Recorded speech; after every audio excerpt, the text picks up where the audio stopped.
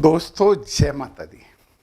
जब आप किसी नक्षत्र में जन्म लेते हैं तो उस नक्षत्र के होते हैं 4 चरण और उनमें से किसी एक चरण में जन्म लेते हैं जिससे आपका नामाक्षर दिया जाता है।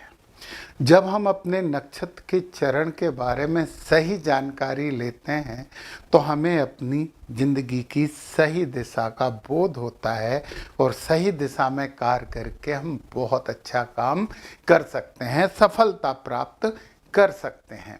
तो आज हम बात करने वाले हैं धनिष्ठा नक्षत्र की। मंगल महाराज का नक्षत्र है और 8 वसु इसके देवता होते हैं। ओम वसुभ्यो नमः या ओम वासुदेवाय नमः इस नक्षत्र का बीज मंत्र है जो आपको जाप करना चाहिए। और मंगल का नक्षत्र है तो मंगल महाराज को भी मनाने के लिए हमें हनुमान जी की आराधना तो करना चाहिए।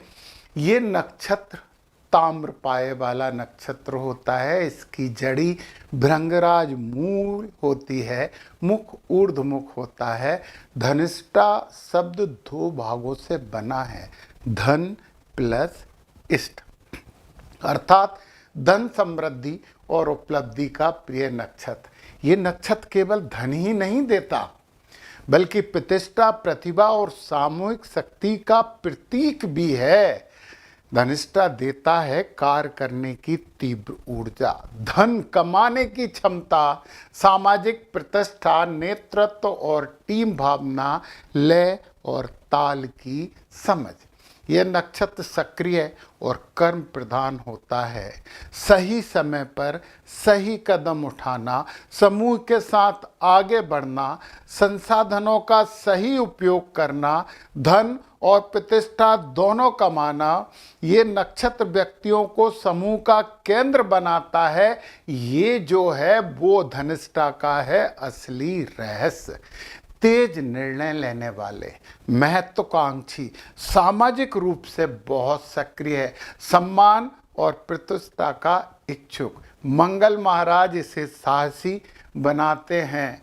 तो अब हम धनिष्ठा नक्षत्र के इतने गुणगान के बाद करते हैं चरणों की बात। तो सबसे जो पहला चरण है हमारा, वो चरण में देखिए मंगल देवता हो गए, ऊर्जा आप में है। मकर राशि के स्वामी हो गए शनि, कर्मठता आप में आएगी। और इस पद के, इस चरण के स्वामी हो गए सूर्य, तो नेतृत्व क्षमता भी आएगी।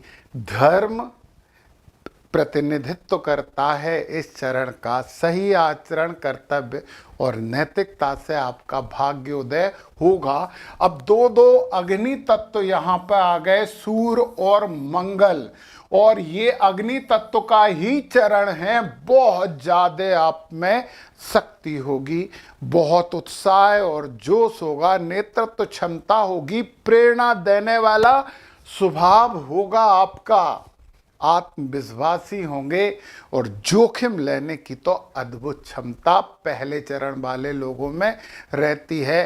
अहंकारी मत होना, गुस्सा जल्दी आता है, इस पे कंट्रोल कर लेना। सूर्य भगवान को जल चढ़ाना, शिव जी की आराधना करना, क्योंकि ये वायु तत्व है, परंतु वायु भी स्थिर वायु है जो अग्नि को भड़काती नहीं है, जो अग्नि को संतुलित कर सकती है। फिर भी वायु और अग्नि तत्व, वायु का मतलब क्या होता है? वायु का मतलब होता है बुद्धि, संचार, नए नए आइडियाज। परंतु आएंगे कैसे? इन दोनों की अग्नि से, एग्रेशन के साथ आएंगे, तीव्रता के साथ आएंगे। इस तीव्रता पे थोड़ा सा नियंत्रण करना आपके लिए बहुत जरूरी है। धनिष्ठा नक्षत्र प्रथम चरण वाले जात को सुन लो और समझ लो। और आपको जिन ग्रहों के लिए काम करना है वो है मंगल, शनि और सूर्य। इन्हें संभाल लिया तो जिंदगी संभल जाएगी।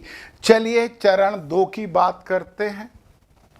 तो मंगल महाराज की ऊर्जा तो आप में आ ही गई, शनि महाराज की कर्मठता भी मकर राशि के कारण आ गई, और बुध महाराज की बुद्धि भी आपको प्राप्त हो गई। और अर्थ इसको रिप्रेजेंट करता है दूसरे चरण को, यानी कि पैसा, भौतिक समृद्धि, आर्थिक स्थिरता, कैरियर, धन कमाने के एक से अधिक साधन। और पृथ्वी तत्व है तो जो भी काम होता है स्थिरता के साथ होता है। उसमें बुध की बुद्धि कार्य करती है, शनि की कर्मठता कार्य करती है और मंगल की ऊर्जा कार्य करती है। हनुमान जी की आराधना करिए, धोखा किसी को मत देना। अपने से छोटे जो लोग हैं, छोटे कम स्तर वाले लोग, उन्हें प्रसन्न रखना, बुजुर्गों का सम्मान करना, गणपति जी की आराधना करना, ये तीनों संभल जाएंगे। और तीनों समझ जाएंगे तो स्थिरता तो आपको प्राप्त होनी ही होनी है। इन तीनों पे को कुंडली के आधार पे भी संतुलित कर लेना। अब हम चरण 3 की बात करते हैं। तो मंगल महाराज तो नक्षत्र के ग्रह हैं, कुंभ राशि आ गई। अब कुंभ राशि के भी शनि हैं, परंतु कुंभ मकर से ज्यादा अच्छी राशि होती है। और शुक्र यहाँ आ गए।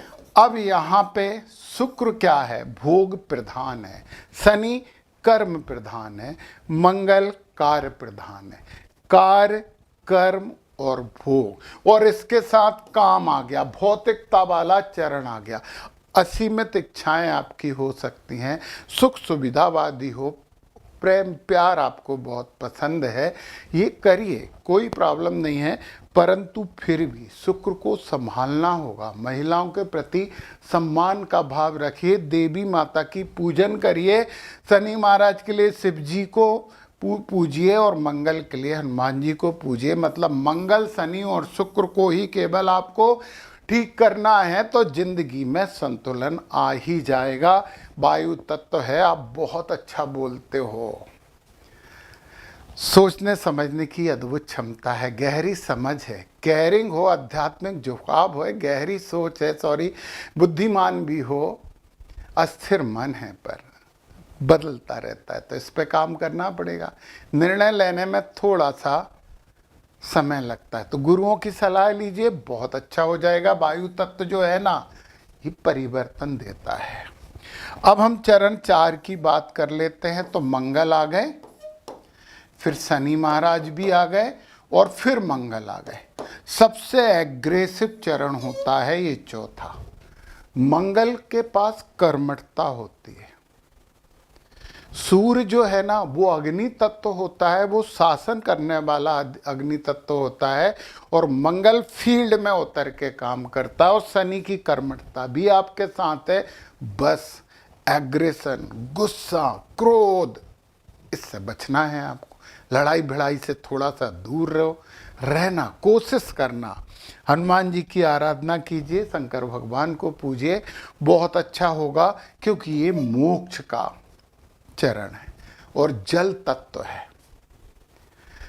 तो एक अंतर ज्ञान आपके अंदर होता है, संवेदनशील आप ज्यादा हो, गहरी सोच है आपके पास, परंतु इमोशनली इनस्टेबल हो, जल्दी हर्ट हो जाते हो, मूड स्विंग आपका होता है। तो थोड़ा सा ध्यान और योग दोनों कर लेना।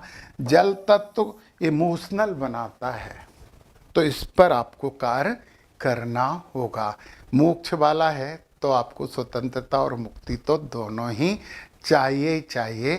नक्षत्र समझ लीजिए, नक्षत्र के बाद चरण समझ लीजिए, हमारी ज़िंदगी की आधी समस्याएं हल हो जाएंगी। और फिर इसके बाद कुंडली में उनकी स्थिति के आधार पे थोड़ा सा काम कर लीजिए, सब कुछ ठीक होगा। यदि नक्षत्र समझना है, नक्षत्र चरण समझना है और पूरी जानकारी आपको लेना है नक्षत्रों की, तो नीचे डिस्क्रिप्शन में मेरे ऐप की लिंक है, डाउनलोड करके आप जो फाइनेंस एस्ट्रोलॉजी नाम का कोर्स है, फाइनेंस नहीं है, उसमें पूरे नक्षत्र हैं, सब कुछ हैं और सर्वतोभद्र चक्र भी है, समझ लीजिए और अपना ज्ञान और अपनी जिंदगी में शुभता बढ़ा लीजिए। जय माता दी।